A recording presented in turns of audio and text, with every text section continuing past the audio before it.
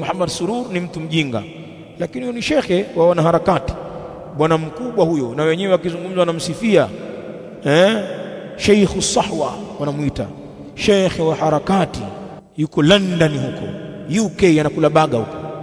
Wenyewe wanaona ni shekhe kwa sababu wao wanatoa ushekhe kwa fikra zao na kwa yale ambayo yamewapendeza wao, na ushekhe hautolewi hivyo hauko hivyo.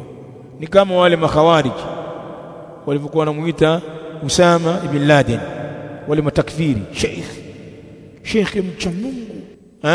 Haya, nani katika maulama katika dunia hii, maulama wa ahli sunna wanasema Usama bin Laden ni sheikh?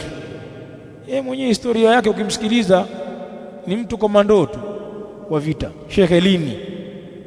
Historia zake na waliomsomesha, kasomeshwa ujasusi, ukomando, mambo ya vita.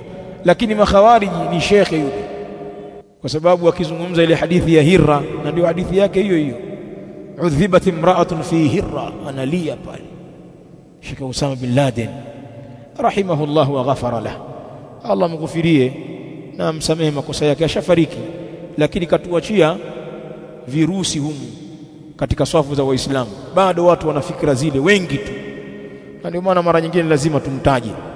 Haina maana kwamba ni kafiri, kaacha athar. Mwenyewe akisoma ile udhibat imra'atun fi Hirra, mwanamke aliadhibiwa kwa sababu ya paka, alimfungia yule paka, hakumpa chakula wala hakumwacha huru paka wa watu azurure kutafuta riziki yake, akaingia motoni kwa sababu hiyo. Kisha Sheikh Usama analia hapo. Sasa vipi waislamu wenye kudhalilika Shishan? Lazima unyanyuke na kiti hapo kama umekaa nyumbani. Vipi waislamu wenye kudhalilishwa Filistini kadha? Lazima wapatikane shababu watakaojitoa kwa ajili ya ndugu zao, hata kama hawana nguvu, watumie viwiliwili vyao kama silaha. Ndio ile kujilipua. Sasa mtu anatiwa moto. Sasa makhawariji ambao walikuwa wakimsikiliza huyu bwana wanasema ni shekhe. Hebu wasikilizeni maulama sasa ambao wameishi katika zama moja na Usama bin Laden. Rajulun jahil, mtu mjinga katika dini, kama ana elimu ni elimu zingine, wala hawajawahi kumuita talibul ilm. Sheikh Mukbil anaelezea kwamba alikwenda Usama kule kijijini kwake Damaj. Usama alimtembelea mzee kule, yale mazingira yakamfurahisha sana, mazingira ya salaba sunna, lakini akaona wale bado wana kiuoga fulani hivi. Kwa hiyo anamshauri Sheikh, lau hawa vijana ungewaingizia mafunzo ya ukomando pia wangesaidia sana.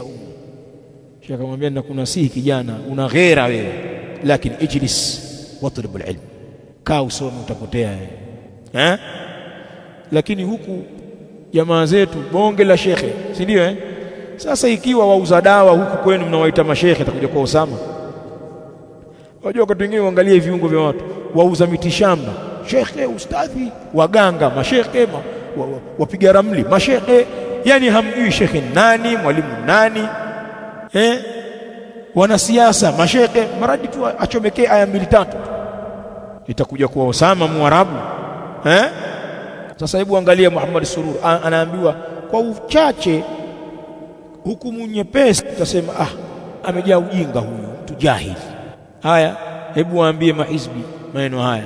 Muhammad Surur kwao ni bwana mkubwa, wengine shule zao wameita jina lake, na kuna hospitali za wanaharakati zina jina lake, namna wanavyomuadhimisha.